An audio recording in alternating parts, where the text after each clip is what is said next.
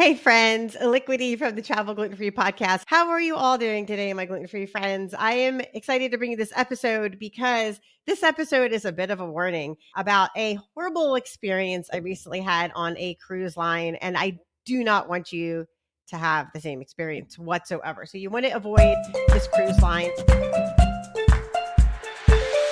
Welcome to the Travel Gluten-Free podcast, where you can listen in on how to lead a gluten-free lifestyle with more fun and ease. Travel gluten-free is like having a best friend by your side to give you the most up-to-date gluten-free traveler information. Let Travel Gluten-Free be your number one source for tips, tricks, and advice you can use to safely navigate your next gluten-free travel adventure. Enjoy food, enjoy travel, and enjoy life. And now, here's your show host, Illiquity. But before I jump into the horrible experience I had, I want to talk about the good stuff. So let me give you kind of a general overview of the trip, like a super quick one, so you know what I did.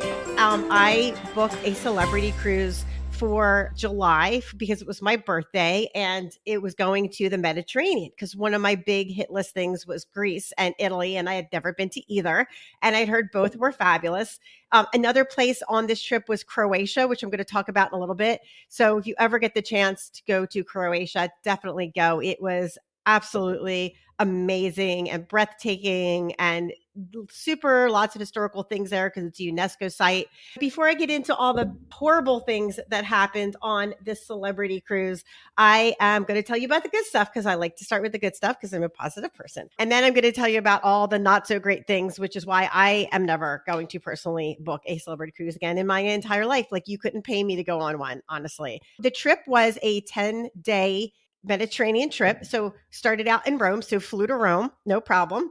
Amazing gluten-free sandwich and gluten-free, I can't remember what it was called, but it was this really amazing, like if you took coffee and made it into pudding drink or like a mousse, oh my gosh, it was fabulous. So had that at the airport when we got there. So that was like, woohoo, score one, like just walked off the airplane. And so that was super exciting for me. Stopped at Rome, and like every other cruise, there were multiple ports. So we started off July 30th in Olympia, which you actually, one of the things you have to know about cruises is they'll say like, oh, we're stopping in Olympia, but they're really not stopping in Olympia. The actual port that the cruise docks at may be different than the quote unquote, what I call prime location you actually want to see. So this one is, the port was actually Catacolon, which was a cute little sleepy town, which we did a little hop on, hop off bus tour on. But the actual place that we went to was Olympia. So we took a tour to Olympia, which was about an hour away. But that was really great. The Olympia is actually Olympia, Greece, where home to the modern Olympic Games. So it was so cool to find out all the history about that. Which was super interesting, like way more interesting than I would have dreamed of.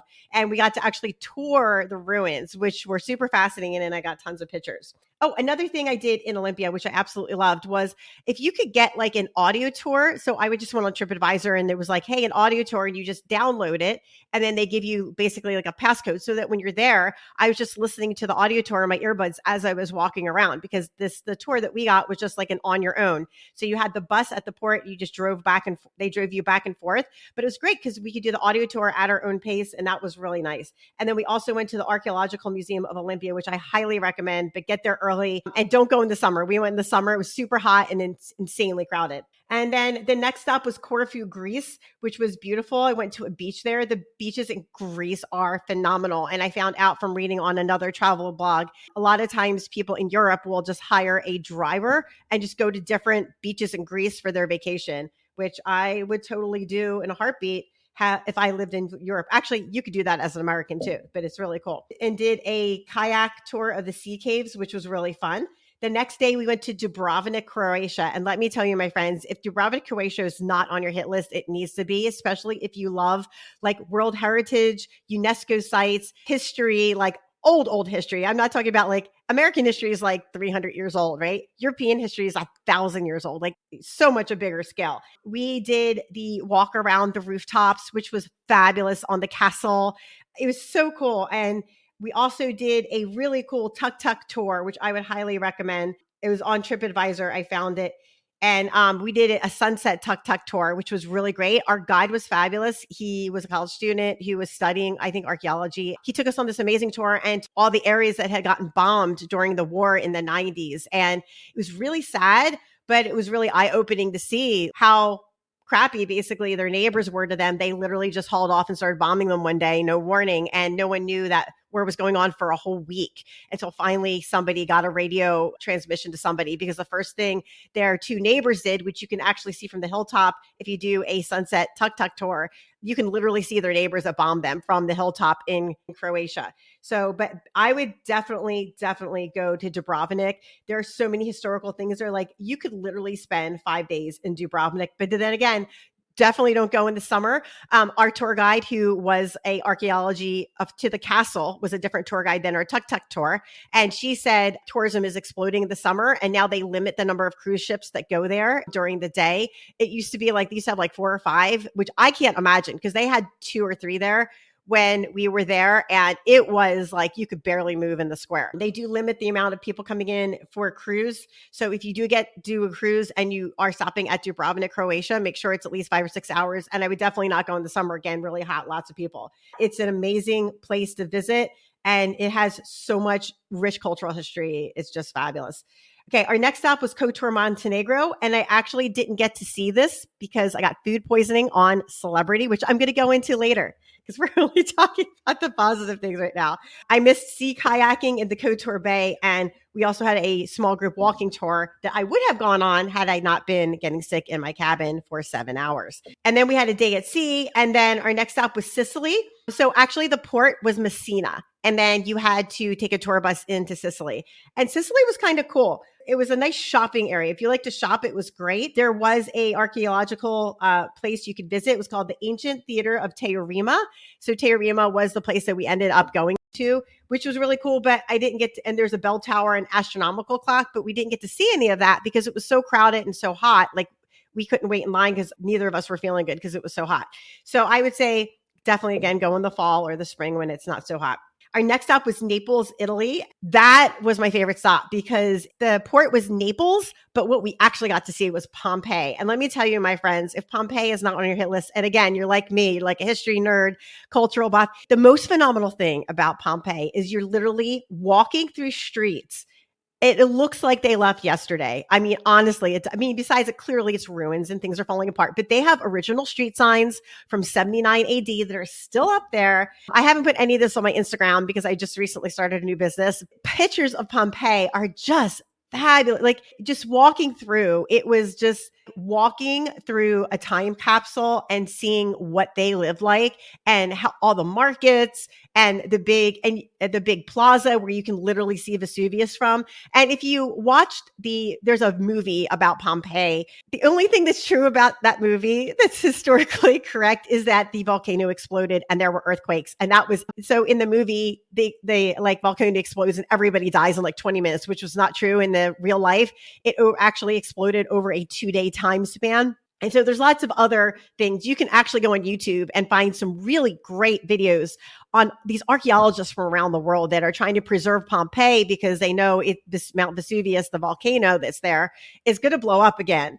And they don't want to lose all the stuff they've already dug up or have it ruined. And so they're working really hard to get all this documented and make computer models of everything. That's really cool. So anyway, Pompeii was absolutely fabulous. And then our next stop was Florence, which was actually, we took a bus to the Leaning Tower of Pisa in Livorno, which was really cool because I had seen pictures of that as a child. So my grandfather, our families on both sides is from Italy. My grandfather went when I was 11 in 1983 to Italy to visit where he used to live in his old neighborhood. And he went to several other places like Pompeii and Leaning Tower of Pisa. And so these things have been on my bucket list since I was like 10 or 11 years old. So I was so super excited to see them.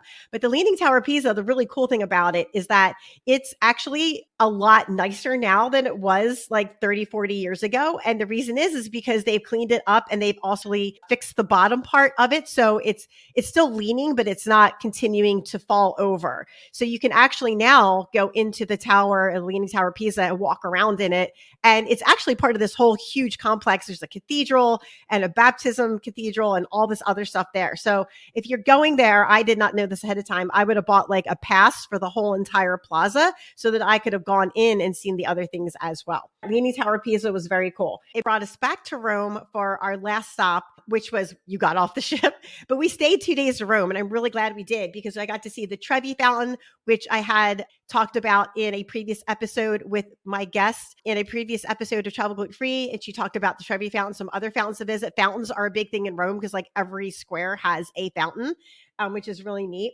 So we did the big bus tour in Rome, which I would absolutely definitely recommend because you get to see all the fountains and you get to see the Colosseum on the outside. Although it doesn't include any tickets to the inside of these places, I have a lot of fabulous pictures from all over Rome, and all I had to do is sit on a bus, which was nice. I also did, of course, take advantage of the gluten-free food in Rome. Steps from the Trevi Fountain, which was the first place we visited when we got to Rome.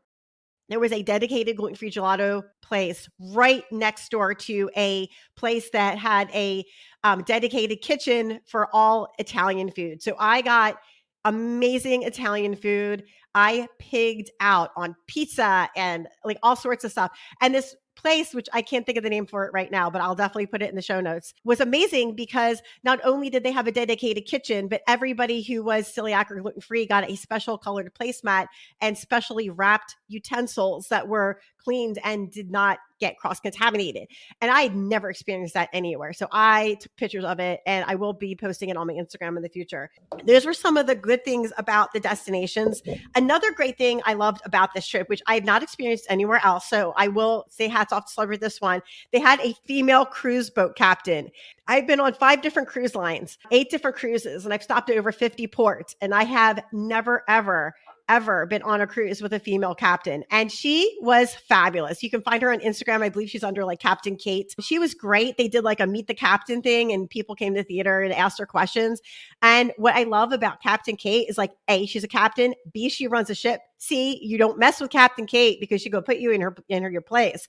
And D, she's a female captain, but she doesn't dress like a guy. She totally is feminine out. Like she's a great example of, yes, you can be feminine and be a captain and be in a leadership role model for other girls and not have to be like a guy or act like a guy. She wore like these huge spike heels that were like 6 inches high. Her husband was also in the cruise industry, and they meet up every few months for like basically their conjugal visit. I mean, she was fabulous. I loved her. Another great thing about Celebrity was the shows and entertainment were really good. Like they were very good quality shows and entertainment. They had a great comedian. They had really good dancing shows. The ship decor was probably the nicest ship as far as decor goes. They had all these great different themes. We were on the Celebrity Beyond and it's their flagship. It was a beautiful ship as far as the decorations go. Our room was nice. And of course, like I said, the locations, the ports we went to were really good. And they also had a decent choice of shore excursions. So sometimes when you get on a trip like Holland America, their shore excursions are basically for people who are really not mobile at all. So they're really not exciting for someone like me who I like to get out and explore. And Holland America is definitely geared towards people who are like 70 plus. Although it's a nice cruise and they have good food, it's just not a for me cruise line. But if your grandparents are going on a cruise or you have older parents going on a cruise, definitely Holland America is good if they're not like looking for that active adventure type of cruise, because Holland America is definitely not an active adventure type of cruise. Another good thing about my Celebrity thing was that the maitre d' that I had, I'm completely blanking her name right now, but she was super nice. She tried to accommodate me as much as she could. Of course, she was limited by what the chefs could do, which we're going to get into in the next half in just a little bit. So that's all the good stuff about the Celebrity cruise. And the other good thing I will mention is that we had originally booked another cruise and we weren't able to make it because we had a conflict in plans. And they were really great about transferring our cruise to this new cruise that we did do. All right, my friends. So I'm going to take a break right here for a few minutes. But when we come back, I'm going to tell you about all the stuff that is not so great and why I will personally never take a trip on another Celebrity cruise again in my entire life on this earth. Hey, gluten-free friends, it's Liquidy. We know that traveling gluten-free can be hard, but you know what? It doesn't have to be impossible. You can still travel and be independent, have fun, and be in control of your life. Travel the way you want to, even with celiac disease. I know because I travel extensively several months out of the year with celiac disease. If you want to get started on learning more about how to travel gluten-free, grab my free ebook, 10 Tips for Traveling Gluten-Free. In my ebook, you're going to find the basics of traveling gluten-free, from the questions you need to ask when dining out to air travel and cruise travel advice. You're going to find my top tips that I've learned from my expertise. Get your free ebook today by visiting my newly revamped website, www.travelglutenfreepodcast.com. Go to the bottom of the welcome page where you're going to see the beautiful Caribbean boat picture. Click there and sign up today. Receive your free ebook, which is going to be dropped directly into your inbox. Remember, go to www.travelglutenfreepodcast.com. Go to the bottom of the welcome page and get your free ebook and find out my top tips for traveling safely when you're gluten-free.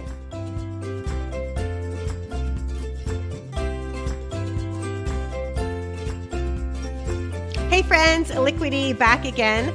Some more travel gluten-free. So if you are watching this video and you are on YouTube, please make sure to like and subscribe to my video. And I would really appreciate that.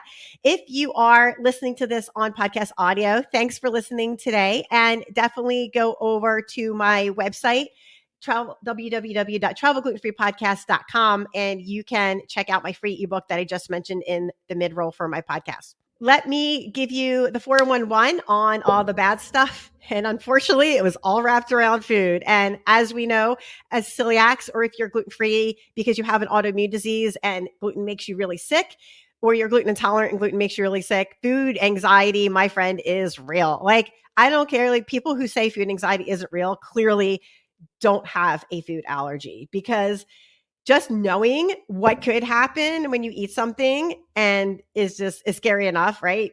For me, because I travel so much, I am really well prepared for things. Two of the things I'm going to bring, which I'm going to have a whole episode on in the future, no matter what, I'm always going to bring with me.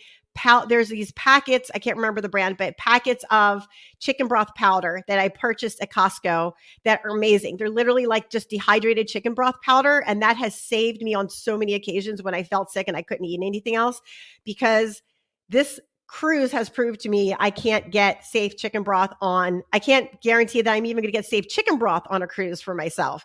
Powdered chicken broth that I can just use hot water and pour it in. And another thing is electrolyte drink mix. I found this really awesome electrolyte drink mix, and I will put both of the links to these products in the show notes below. It's a powder, so you just take it with you. There are slogans like keep it salty, but it's great because it has all these great flavors like watermelon and lime and all these other different like citrus. And it's literally a powder. So I don't have to worry about TSA tagging me for liquids, and I can just take those two powders along with me. And if I'm feeling sick, or if I don't feel good, because I also have motion sickness, then I don't have to worry about finding hydration drink like electrolyte drink, because a lot of problems with most electrolyte drinks out there are full of sugar. And the last thing I want to put in my stomach when I'm feeling sick is sugar, because it's just going to make me feel sicker. And you don't want to take sugar yourself out when your digestive system isn't doing well, because it's just going to make it worse, even if just drinking initially sugar doesn't make you feel good. So I love these packets because they don't have artificial anything in them. It's just literally like electrolyte drinks and natural flavoring and stevia. And stevia is a natural sweetener that doesn't spike your blood sugar. So if you're diabetic, you can also use these electrolyte drinks as well. And so they're super fabulous and I love them. So those are two things I'm going to carry with me at all times, no matter what, is powdered dehydrated chicken broth and my powdered electrolyte drink, so I can make them at any time. And I'm going to do a whole episode on that. So some of the bad things that happen, and I'm going to make sure I've got my notes again, so I tell you all this stuff. So again, I have been on 5 cruise lines and 8 different cruises in the past 10 years. I've been to over 50 locations, and I literally have never, ever been on a cruise that was so inept at handling food. Like, honestly, and besides gluten, I have multiple food allergies. So I will admit I'm not the easiest person to, cater to. However, there were definitely some things in here that had nothing to do with my ability to inform them, because I am very proactive when it comes to telling people what I need. So let's start with their chef. So on their website, they're like, oh, we have world famous chefs that can make everything and we make all this wonderful food. What I actually came to found out on the ship is that they buy everything. There's nothing that they make from scratch on that ship. literally nothing. As opposed to Princess, they make all their gluten-free bread scratch. They make all of their chicken broth scratch. I know that for a fact because I've gotten plain chicken broth on multiple occasions on one cruise that I wasn't feeling good on. And it was not the cruise's fault. It was because I took a flight on Virgin Atlantic and the oats in the oat bar that I ate clearly had gluten in them because I was sick from celiac disease for like almost my whole entire trip. But Princess was great because they gave me plain chicken broth every day and I was able to get it in 10 minutes. However, when it comes to celebrity chefs, they literally don't make any of the food from scratch, which is why when you're asking them questions about food, the chefs have to go back and check because they don't make the food. They just literally buy it and put it out. So they don't know what's in their food. And I've asked several chefs, like when I went up to the buffet on every other cruise, what I've done is gone and asked the head chef, can you give me a tour? This is what I can't eat. And now I hand them my Equal Eats cards so they can look and have a list right in front of them. I usually have it in Spanish, and I'm also going to get one in Hindi because a lot of the chefs are East Indian, so they're native Hindi speakers. But I have English and Spanish, and I have the whole list on my Equal Eats printout, which is a paper. So what I do is I gave them that list. And normally what happens is they will walk around and say, don't eat this, this, this, this, and this. And then they'll explain to me how they make the food, which is what Princess has done every time and Royal has done every time. And they're super helpful and they ask if I have any questions. But on the celebrity ship, the head person that was there, he was really nice, but he's like, what are you in the mood for? I'm like, well, I don't know what you have. I just want to know what you have that I can eat. He's like, well, what are you in the mood for so I can show you? And then basically like he never gave me a tour of the whole place and like what I couldn't eat. So that was kind of disappointing. And so I had to I just walked around a little bit and it was like, okay, well, is this gluten-free? Is this and I had to ask him on each individual thing instead of him just giving me a tour, which would have been a lot easier. Also, I gave him my printed up Equal Eats card. And if you don't know what Equal Eats is, you definitely need to get that. If you're listening to the podcast, it's in the show notes below. If you have any questions, definitely contact me at travelglutenfreepodcast.com. I will get you the link to get a discount on Equal Eats cards. They are the best thing. I always carry them with me, even when I'm not traveling, in case I am eating at a Mexican restaurant and it's authentic Mexican and no one there speaks fluent English, which are the best places to eat. But unfortunately, I can get sick if I don't carry my Equal Eats cards in with me to those restaurants, even in the United States. So anyway, Equal Eats has a plastic card you can carry around with you, which I do, but I also carry around with me. I also download the paper copy and carry multiple copies around in each of the languages I'm going to be at, especially on a cruise, because this cruise had 4 different languages I needed to have copies of papers for. So it was Spanish, Croatian, Greek, and Italian. And so I had paper copies of all those. So I handed the guy at the buffet a paper copy of my Equal Eats cards and said, this is what I can't eat. What can I eat at this buffet? And that's when he asked me, what are you in the mood for? So I kind of had to piecemeal it. And then I gave him that paper and I told him, they said, keep it, give it to the chef. You can have it all week. And he's like, no, I don't need to keep it. I can just take a picture of it and it'll be in your account. I said, are you sure? I said, because I have multiple copies of this. You can keep this copy. It's not a problem. And he's like, no. We'll just take a picture of it and we'll have it. I'm like, okay. So then the next day I went to order pancakes and I said, do you have my list of allergens? And he's like, yeah, I'm pretty sure. I said, can you please double check? Because I didn't want to order it, walk away, and then he'd have to find me. And he's like, oh no, I don't have it in here. And I said, well, here's a paper copy. You can keep this. He's like, no, I'll just find it in your account. I'm like, why can't you just keep the paper copy if you know I'm going to be here for 10 days? Like, this is ridiculous. And it was so frustrating. And so then he's like, oh yeah, I'll get you pancakes. I had to wait a half an hour for pancakes. And when I got them, my friends, like literally, I have had 8-year-olds make me gluten-free pancakes that tasted better than these. They literally were like flat Frisbees that were like crispy on one side and like maybe 2 millimeters thick and tasted like, I don't know what to describe it. They just tasted like plain flour. It was disgusting. Like I had 3 bites and I couldn't eat anymore. And I told him, he's like, oh, how are the pancakes? I said, honestly, I couldn't eat them. They weren't even palatable. And he's like, he did offer to get me something else. I'm like, no, I've already wasted 45 minutes of my time waiting for these pancakes I couldn't even eat. I mean, honestly, how can a cruise line that says we have an amazing food can't make pancakes? Like, honestly, that's just really bad. That's really crappy. Like, that's not a high bar to make decent pancakes. And I don't have an allergy to eggs. So my allergies are corn, anything with gluten, salmon, avocado, crab, hazelnuts, and there's one other thing, and I'm completely blanking it. But anyway, and I know corn is hard because a lot of people use cornstarch in their things. But even when I'm on Princess, they actually made me from scratch my own bread with just rice flour, so I could still eat bread every night. Another bad thing about Celebrity was, yes, they have a gluten-free section, but it's literally Canyon Bakehouse bread and Canyon muffins, which I could buy in the supermarket, and it's nothing spectacular. Like on Princess, they have all these amazing desserts that I could eat that were like, they didn't have cornstarch in them, that they made for me. And they didn't have any of that on Celebrity. They like had maybe 3 amazing desserts, and I couldn't eat most of them most days. And they did have it in a separate area, but then they also had the gluten-free stuff in the regular area. Like, I don't know why they would put it in the area with all the gluten stuff, because it was gluten-free. And then one time they even had a gluten-free dessert that I could eat, but they didn't have it in the gluten-free area. They only had it in the area with all the gluten. So clearly I couldn't eat that because it was highly cross-contaminated. Another thing that was really bad, besides the limited gluten-free options, because usually on other cruise ships like Princess or Royal, you can get decent gluten-free waffles. You can get decent gluten-free, like good gluten-free muffins, not just Canyon Bakehouse, but in different flavors every day. I even had like some nice pastries, not in Celebrity. Celebrity was just literally, you had bread and you had a muffin, and they had a toaster, but the toaster, like the other people that were there that were gluten-free were like, why keep this toaster toast? It just warmed the bread, but it didn't actually toast the bread.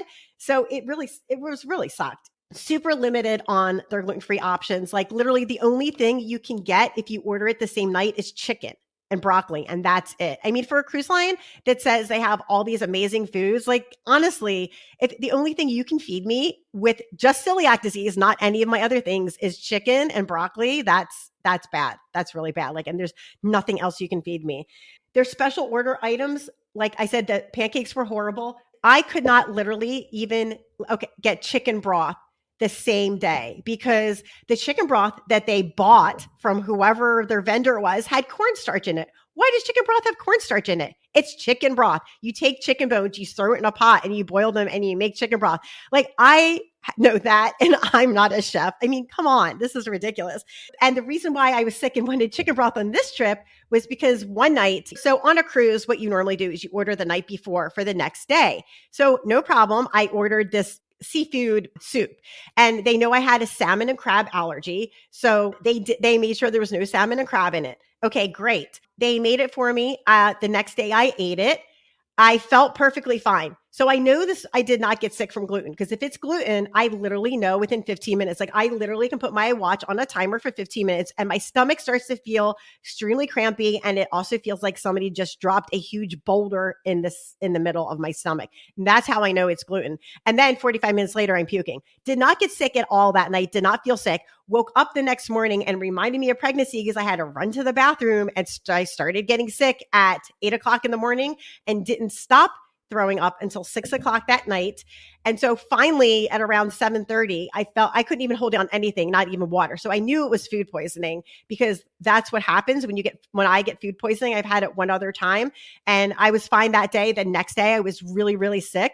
I was getting sick for hours, went down to the med bay at 7:30. Oh, the med bay closes at 7:00. And there's literally, I called them 3 times. No one picked up the phone. So here I am, like dehydrated and sick on a ship in the middle of nowhere. And the med bay doesn't pick up their phone. What? I mean, even if there's nobody there, like if I was having a real emergency, I would have had to call 911. Hopefully if I had a cell phone that worked, right? What the heck? When I was on Princess and that happened, because I came in sick and I was also getting motion sick from the sea on top of being glutens, they literally had a nurse come up to my room at 9:30 at night, and she gave me a shot of anti-nausea medicine. And that was literally the only reason I stopped getting sick from being glutens when I was on the Princess cruise a year ago. And that was fabulous, because I actually got sleep. And I also brought my scopolamine patches with me, which if you don't know what they are, they're patches for motion sick, and they also help with nausea. And so, but they take 5 to 6 hours to kick in. And I had just put one on when I was getting sick. And so that medicine had not kicked in, but when the Princess nurse came up and she gave me a shot that night, then that stopped me from getting sick. And by the time that wore off, my patch had kicked in. So I was good for the rest of the trip and mostly eating chicken broth for a couple of days, which Michael, my maitre d' on Princess, thank God for him. He was like, every time he saw me, he's like, Miss, may I bring you some plain chicken broth? Yes, please. Thank you. So that was super. So back to Celebrity, super sick from their fish soup, which gave me food poisoning, which I didn't realize was food poisoning at the time. I was just really sick. And all I wanted to do was get some vitamin water in me at that point because I was so dehydrated and literally had gotten sick for 24 hours and couldn't hold anything down. So I went to dinner that night. And by the way, Celebrity doesn't tell you it's formal night. They just say it's like dress up night. So I went in my sundress, not knowing it was formal night. And here's everybody else dressed up in their formal dress. And I was so embarrassed and I started to cry. I've never cried on vacation before. This was literally the first time I cried. My husband was like, no, you look beautiful, blah, blah, blah. Of course, he's saying that because he's trying to make me feel better, which was super sweet of him. But still, here I am walking into the sundress and everybody's got their sparkly bling on. Not cool. And so anyway, I'm like, screw it. You know what? I'm not going to eat anything anyway. I'm just going to sit here. And so I sat down. I told my maitre d' there, she was super sweet. And I told her, I'm like, look, I'm really sick. I can't eat anything. And she's like, oh, can I get you a piece of steak, a piece of chicken? I'm like, no. And she kept insisting that I eat something. I'm like, no, I don't. And she's from Eastern Bloc. So I get like, you need to eat. But like when somebody's telling you no 4 and 5 times, it means no.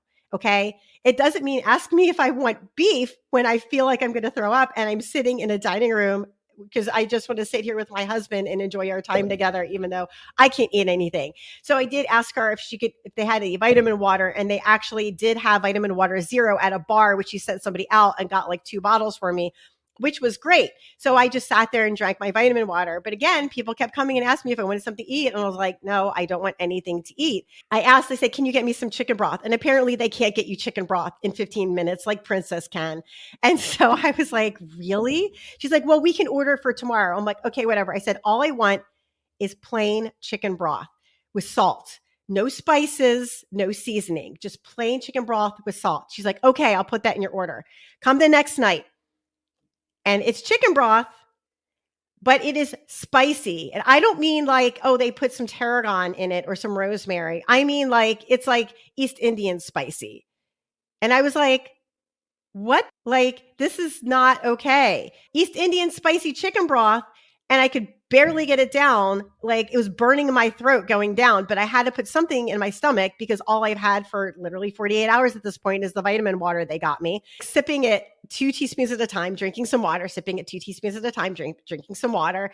And then they tried to take it away from me like 4 times. They're like, oh, are you done? I'm like, no, I'm still eating this. I kept telling them I'm eating it very slowly. Do not take it away. And they kept trying to take it away. Like, honestly, you food poisoned me. And then all I asked for is plain chicken broth, and you can't provide that in 15 to 20 minutes. You have to provide it the next day. And then when you provide it, it's so spicy, it burns my throat when it's going down. Okay. And honestly, I was getting sick for like 6-7 hours, and that probably had something to do with it, but it still was spicy. And when I asked for just plain chicken broth and salt, they couldn't handle that either. So that was really, really, really frustrating. And top of that, the chicken broth they gave me, which was supposed to be plain, was apparently cross-contaminated with either salmon or crab, because I have a food allergy to both now. And I know it's that food allergy because when I eat anything that's been cross-contaminated with or has salmon and crab in it, the inside of my mouth swells and it itches really bad. And I got tested for it and I tested positive for both. And so I ate that chicken broth thinking it was safe. And I drank the vitamin water, which I know is not cross-contaminated, and went to bed that night, drank like they don't have any ginger tea on board either of Celebrity. So or mint tea either. So I had like next time I'm also bringing my own ginger tea because it's really good for settling your stomach. And so I went to bed that night. I had some ginger candy with me and drank some vitamin water for dinner. That's all I had. Woke up at 3:00 in the morning and my mouth is swollen and it's itching. So not only did they mess up getting me the chicken broth, which was super spicy and was hard to eat, and they kept trying to take away from me 3 or 4 times during the formal night that nobody ever told me about. They also cross-contaminated it with either salmon or crab because I woke up in the middle of the night and I had to take a Benadryl because my mouth was swollen and itchy and I can't sleep like that. So horrible experience on Celebrity. The other thing is when I was on Celebrity, I was looking at the food labels because they have it labeled if it has gluten in it or not. And one of the things said gluten-free. and it was Mexican. It was chicken mole. So if you don't know what chicken mole is, it's basically chicken with this chocolate sauce on top, which is really good. And typically chicken mole is gluten-free. However, we all know we never assume anything is gluten-free unless you ask, because you never know when they're going to throw some flour into that chicken mole sauce.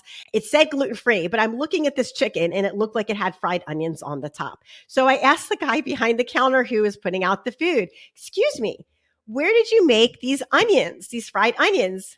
And he tells me, "In the kitchen." Well, thanks, genius. I could have figured that one out. That one I knew the answer to, but I said, "What I really mean is, did you make these in a fryer that is shared with other things?" He's like, "I'm pretty sure they're safe for you." I said, "Well, I'm pretty sure I need to know the answer because I was just sick.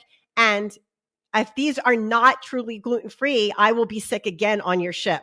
And so he's like, "Let me get the chef." So he goes back and he gets the chef and he comes out, and I explained to him about the dedicated fryer. I'm like, "Were these made in a separate fryer?" And he said, "No, they weren't. They were made in a fryer that is shared." I said, "Okay."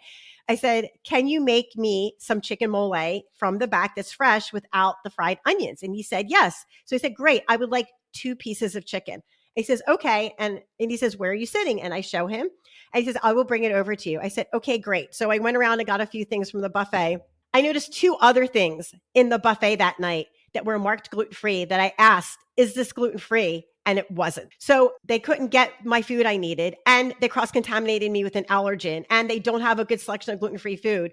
But also, you can't trust any of the labels on the Celebrity Cruise, because if 3 of those labels were wrong, what else is wrong on that ship? Like if they mess up and they stick their gluten-free offering in the offering with all the stuff with gluten in it, and they don't put that in the gluten-free space, why am I ever going to go on your ship again? Right? So they have incorrect food labels, which really, like, you're a professional cruise line. You have an entire staff. How do you have incorrect food labels? I don't get. And this is why I'm never going to travel on Celebrity again, because they don't make their own food like Princess and Royal. Yes, Princess and Royal do order some food. It's not like they make everything from scratch, but when you go on Princess and you ask the chef what you can and can't eat, they are absolutely sure they are telling you the right thing. And I've never gotten misdirected by someone on a Princess cruise ever, a maitre d' or a chef. And I've gotten fabulous service. Celebrity, not fabulous service, and also not clearly not safe food. Yeah, chefs didn't know their food very well. The food quality, my husband said, because my husband can eat everything. He said, honestly, the food quality wasn't that great. It was either really good or it was super bland. Like it was spiced really well. Like the Mexican, Italian, and East Indian food was spiced really well. Everything else was really bland. And of course they had like the general stuff like fruit and vegetables and cheeses and lunch meats and stuff like that, which was great. But like it took me forever to find out about any food on that cruise. It took me at least 15 minutes to find out about most things, which was crappy. The only other thing I did like about the food is that they had all of the almond milk and dairy, non-dairy beverages out there. So I could just pour my own. I didn't have to ask them, wait for it, which was really nice. And they also had self-serve beverages like iced tea and hot tea and coffee, which was really nice. So you didn't have to ask somebody for that, or you didn't have to wait for a waiter or waitress to bring it over. You could just go and get your own, which was really nice. Oh, and so here's the kicker. So at the end of every cruise, if you've never taken a cruise before, they send you a link and they say, please tell us your experience. I literally wrote 4 paragraphs, not mean, saying like, this is what happened. And this is why I wasn't happy with this experience. I would never refer Celebrity to anybody. And I actually put in the comments box, I will actually tell people not to go on Celebrity cruises because I feel from my personal experience that the food is very unsafe for anybody who has a food allergy. Now, if you don't have a food allergy, Celebrity cruise is perfectly fine. But I'm pretty sure if you have a food allergy and your spouse does not, they're probably not going to take you on a ship where you're probably going to get sick because that's going to ruin both of your vacations. So I sent them this whole survey and I told them what was wrong and my experience. And I wasn't dramatic or emotional about it. I just said like, this is what you guys did to me. And I would like a refund for my tours that I didn't get to do because I was sick because your chef food poisoned me. And they literally never got back to me. No one called me. No one emailed me to apologize at a minimum, which I was like, really? At a minimum, even if they didn't refund me the money, at least email me back or give me a call and say, I'm so sorry you had this experience. No, nothing, my friends.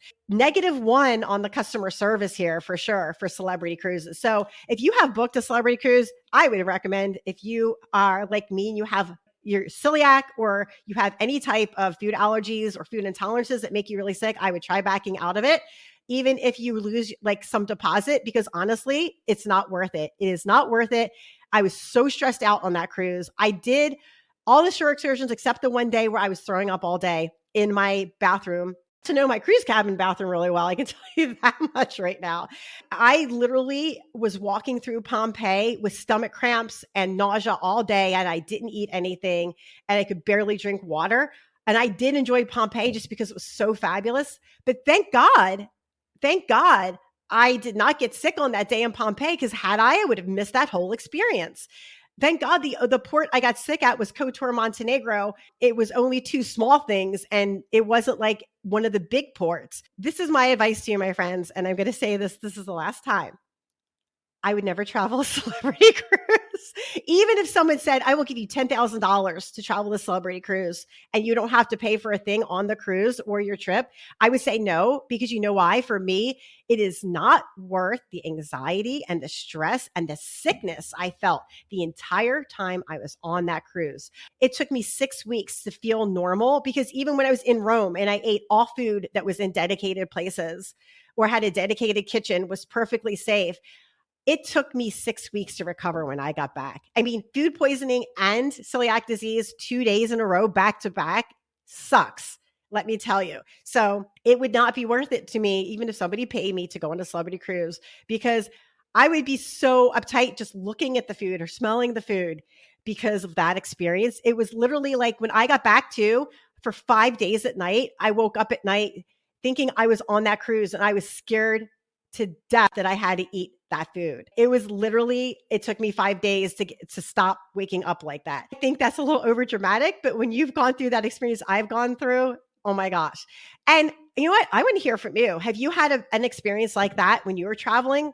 Please let me know. Go to travelgluttenfreepodcast.com and hit me up on my contact form, because I want to know about it. And if you'd like to come on the podcast and share, I would love to have you on. All right, my friends. So at the end of every interview session, I always ask my guests these questions, and I haven't done these in a while, so I definitely want to do them. My first set of questions I ask guests, which I'm going to answer for myself, is travel plans and recommendations. What is a city, region, or place you would highly recommend to a gluten-free traveler? There are two. One is Portland, because I live an hour outside Portland, and Portland has 55, you heard me correctly, 55 dedicated gluten-free places to eat at in the area. I've hit 12 of them so far, and I've lived here for a year and a half. So it is amazing. It is like a gluten-free mecca in Portland. So if you want to go to it, and there's tons of really fun things to do, Portland area too. So definitely come in the either between May and September or May and October, because the rest of the year is just raining overcast and it's not great weather. But between May and October is fabulous weather. So definitely come during that time in Portland, and you can literally eat at a different dedicated restaurant or bakery every day and not hit the same place twice in Portland. That is how amazing it is. And not only are there a lot of places, but there are a lot of amazing, good quality places to eat at that are also not only gluten-free, but they have a lot of gluten-free and vegan options as well. So Heather Zeitzwolf from Get Rad With Your Biz podcast lives in Portland, and we're good friends. And we did a whole series on 6 restaurants last year, gluten-free Portland. There are just, and we could eat at a lot of the same places together, because a lot of places that offer gluten-free also offer vegan. Another place I would definitely recommend is Rome, because all the other places in Italy I did not eat at. I've heard Naples and Florence are also really good, so they're on my hit list to eat there. But Rome, oh my gosh, literally, my friends, there are 8 dedicated gluten-free gelato places within a 2-mile radius of the center of Rome. My goal was to get to all 8 of them, but I only had 2 days, so I only got to 2. The 2 I went to were super fabulous. They had amazing flavors that you don't see in the United States. So that's the benefit of traveling in Europe when you're gluten-free and celiac. When you find the dedicated gluten-free places in Europe, they have fabulous off-the-wall gluten-free pastries that are European pastry quality croissants and multi-layered like shortbread cookies with custard in the middle. And you don't find that kind of gluten-free stuff in America. It's very hard to find that kind of gluten-free stuff in America. So that's one of the reasons why I love Rome, Italy, is because there are so many gluten-free places to go and so many fun things to see in Rome. My gluten-free food questions. What is the food I miss most and why? Oh my gosh. Right now it is probably thinking cannolis like Italian desserts because I've been thinking about all the Italian weddings I went to growing up as a kid and how it's very hard to get some of those foods. I know I have gotten gluten-free cannoli shells from a place back east. They ship them and they're super awesome. I think gluten-free Italian desserts definitely is something I miss the most. What's the best gluten-free food I've recently eaten? The two places in Rome, which are right next to the Trevi Fountain, were amazing. Also, I ate at this really great Indian place in Portland, and I'm completely blanking on the name of it. I'll put it in the show notes, and I'm going to have him on my podcast, the chef and owner. He came out and said he would love to be on my podcast, so I'm going to have him on for season 10. So definitely make sure you hit that follow or subscribe button wherever you're listening to my podcast.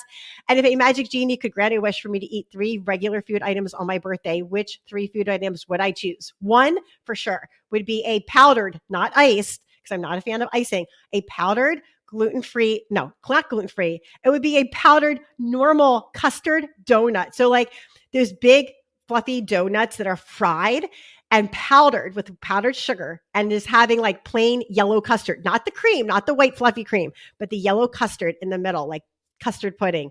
Oh my God, that would totally be one. Okay, what are 2 other things I would love to eat on my birthday that are normal foods? Okay, it's going to be probably, baklava. Because I have not found a decent gluten-free baklava that I can eat. Because one of the problems is I can't eat cornstarch if cornstarch is a major ingredient. Char's makes an amazing pastry, fluffy pastry thing, but it is the main ingredient's cornstarch. So I can't make my own baklava with that anymore. A really good baklava, I would love to eat I would probably eat a whole tray of baklava, even if it made me sick. Because I love baklava so much. If you don't know what it is, it's a Greek pastry with chocolate and honey and nuts. And oh my God, it's super fabulous. So a custard-filled sugar-coated donut, powdered sugar-coated donut, and real custard, not the white fluffy stuff. And baklava would be my second thing. And my third thing, oh my gosh, would be what? Probably like Korean dumplings or something that I couldn't normally eat. Like Korean dumplings would probably maybe be my third one. I'm thinking that's just what I thought of off the top of my head for sure. All right, my friends. So remember to follow me on Instagram at Travel Gluten Free Podcast and definitely check out all my new blogs. I'm putting up a new blog each week on traveling gluten free on my website, www.travelglutenfreepodcast.com. My friends, this was so awesome getting out this episode because I really want to warn you about celebrity and my bad experience. Now, you may have had a good experience on celebrity. And if you have, I am really glad because I would not want anyone else to have this type of experience at all, bar none, forever and ever until eternity, the end of time. But I really felt as a proponent for food safety, I really needed to let you know my experience on this. So you can take this information and do with it what you want. Maybe you want to share it with a friend. Maybe you've had a good experience on celebrity. If you have, let me know in what ship, because maybe it was the ship. I don't know. It definitely wasn't Captain Kate. She was fabulous. I loved her. And I wish I could take her on every cruise with me because I loved having her as a captain on Celebrity. So anyway, my friends, I hope you're having a great gluten-free week. And remember to enjoy food, enjoy travel, and enjoy life. This is Liquidy signing off for this episode, and I'll see you next week. Travel Gluten-Free Podcast is a production of Travel Gluten-Free, LLC. Looking for a great way to connect with over 2,000 consumers per month? Contact Liquidy for information on sponsorship levels to boost your business. Subscribe today so you won't miss a single episode of Travel Gluten-Free. Subscribe on Apple Podcasts, Pandora, Spotify, Stitcher, or wherever you listen to your favorite podcasts.